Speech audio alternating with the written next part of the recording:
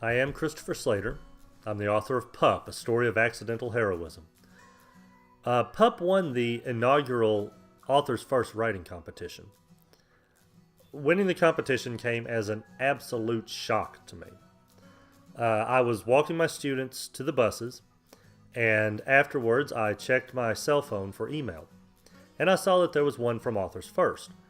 I assumed it was going to be an email saying, "Thank you for entering, we've chosen someone else, we hope you'll try again next year." That's what I was expecting, and I was fine with that. When I saw the words, "Congratulations on winning the competition," I almost dropped my phone. Several of my coworkers nearby asked what was wrong.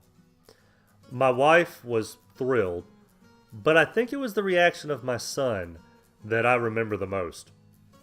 When I told him, he responded like I expected him to. He's 10 years old. So he just kind of gave me a little pat on the back and said, "Good job, Daddy." And I know what was going on through his mind. He said, "Oh, Daddy won a competition. That's kind of neat. Can I go play with my Legos?" And I expected that, and that was fine with me. Then a couple of days later, I found out that he had started bragging about me winning to his friends and some of his teachers, almost to the point where he was getting in trouble. And while I have no desire for him to get in trouble, that really tugged at my heartstrings a bit.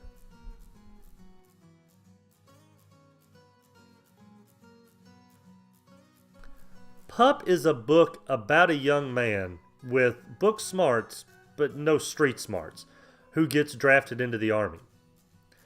He's clumsy and he's socially awkward, and he's not really the first person you would want to depend on for your safety.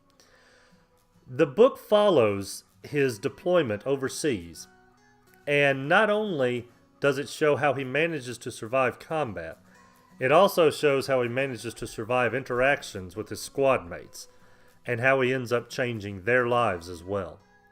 This is very much a character-driven story. The war is just the setting.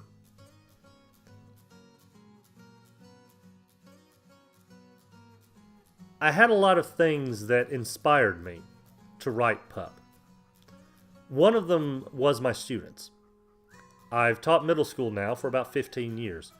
And when I look at my students every day, I realize that I have no way of ever being able to know what they are truly able to accomplish in their future.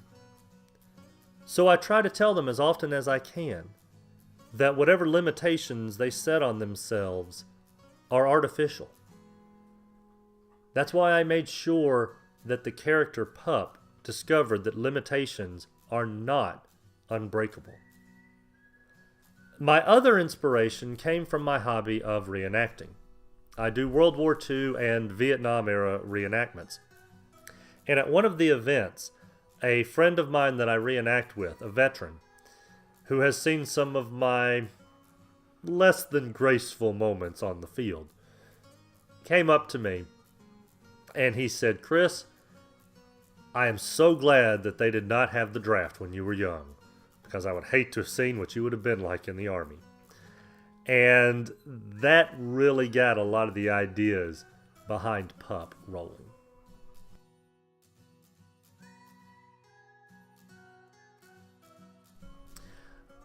It's my hope that people that read Pup realize that we all face a fish out of water moment in our lives.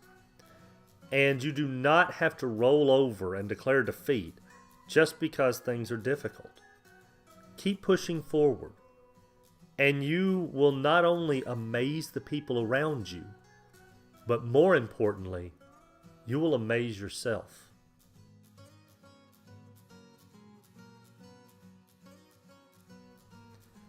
I love the character of Pup and some of the things that he has to say. The first line of the novel is, "This is not the story of a hero." And I think that says a lot about Pup. He has no intention of bragging. In fact, he's not really comfortable with all the things that he's done and the things he's going to tell you about. But he feels that he needs to tell the story anyways. On a less serious side of Pup, probably my favorite line in the whole book is when he says, "Screwing up so that you don't have to. Just another service that I provide."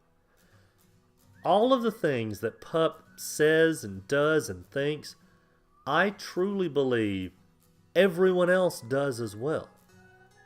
But for Pup, he has an unfortunate habit of doing these things where everyone else can see them. And while people give him grief about that, I think that in their minds, they're all thinking, thank goodness nobody was around to see when I did that.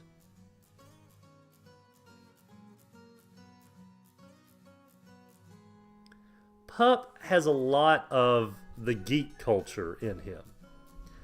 And that came from me. That was by choice. I grew up memorizing the Star Wars movies.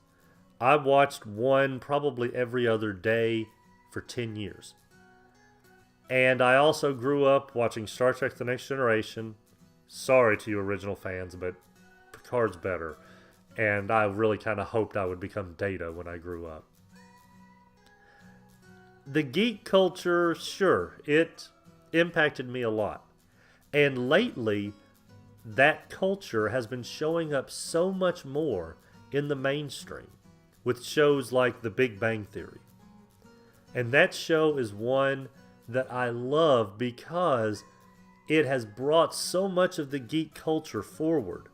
And those of us that know what they're referring to are in tears laughing so hard. And I have incorporated a lot of those references into the story, into Pup.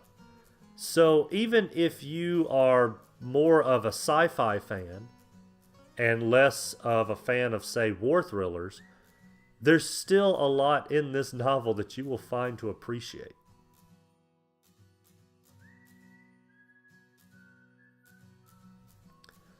I'm still learning to balance my career as a teacher, my responsibilities as a husband and father, and the demands and joys of being a writer.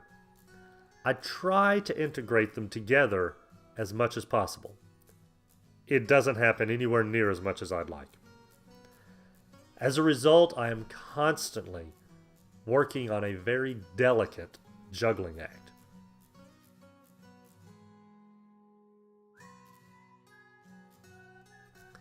I learned very early that having a writing routine just doesn't fit in with the demands of my job, my family demands, having a dog that is always wanting attention, and a cat that is always stealing my seat. It is impossible to put together a routine in those situations. So I've stopped trying. Instead, I write whenever and wherever I can. I will put notes into my cell phone. I have a word processing program on there that I'll start putting updates into. I keep a piece of paper in my pocket that I can jot down ideas, so I'll have them wherever I am. It's not the most organized way of doing things. It's all pretty cluttered, but I've never really done organized anyways.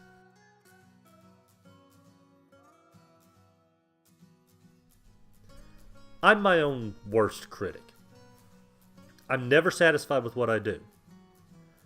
I don't even like to say that I'm proud of things that I do, because every time I see them, I think of ways that I could have improved them. Now, I don't do the same thing to other people, because whenever I see their work, whatever kind of work it is, I find the wonder in what they've managed to accomplish. But for whatever reason, I can't do that with my own things. Instead, whenever I see my own work, the first thought I have is, but why didn't I do this instead? That's why I have to limit the number of revisions that I do to my writing. If I didn't, I would never be done with anything. I will say that I like the book Pup. I hope that it doesn't sound arrogant to say that, but I do like it. I like the characters. I like some of the lessons that it teaches. I like reading through it again and finding myself laughing or even crying after reading about things that I knew were going to happen because I'm the one that wrote them. But I feel as though so many of the characters truly come alive that instead of simply reading a story, you're hearing a story being told to you by friends. I'm really hoping that everyone else that reads it has that same experience. And now, my ultimate goal is to see if I can duplicate it again.